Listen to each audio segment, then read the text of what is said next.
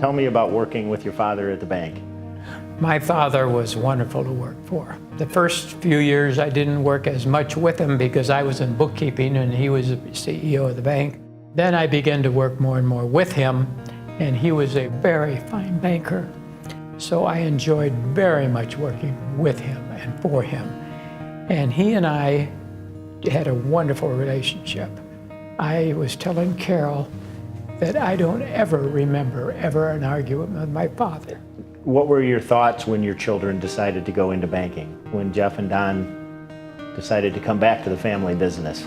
Well, Jeff graduated from Northern Illinois University, and he was looking for a job, didn't know where he would start. So I knew, because I was then in the banking fraternity, I was president of the Illinois Bankers Association, so I traveled the state quite well.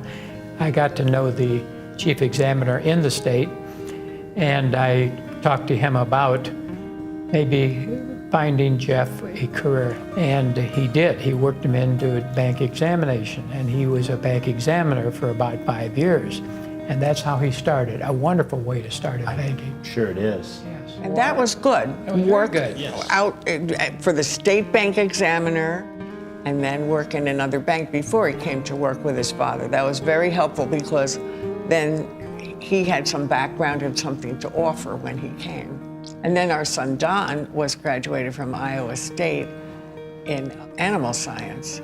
Well, at that time, the ag industry was depressed. The bank had been the family store. The kids all worked there in the summertime. Our daughter Joan worked there. And after her college graduation, taught in South Carolina, and pretty soon realized that the people she really missed were in Dixon, so she came back and worked in the bank. But anyway, our son Don came directly from Iowa State to work in the bank. And you had nearly 75 years of the Lovett family in that building. Yes, we It's the did. National Bank, between your father and you and then your children. Yes, That's that right. was fun. That was fun. And I spent 50 years in that bank, and we sold control of the bank to Amcor. The reason we did that is because banking was changing a lot. And my father was still alive. He wasn't an officer in the bank. I was CEO and president of the board and chairman, but he knew that it was going to change. And I thought so too, and it did change drastically. So it was a very smart move to sell control to Amcor. They wouldn't buy the bank unless I agreed to stay with the bank.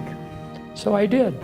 There's a time in the tides of men, and if you don't do it at the right time, you'll find yourself standing on the pier and all the ships have sailed.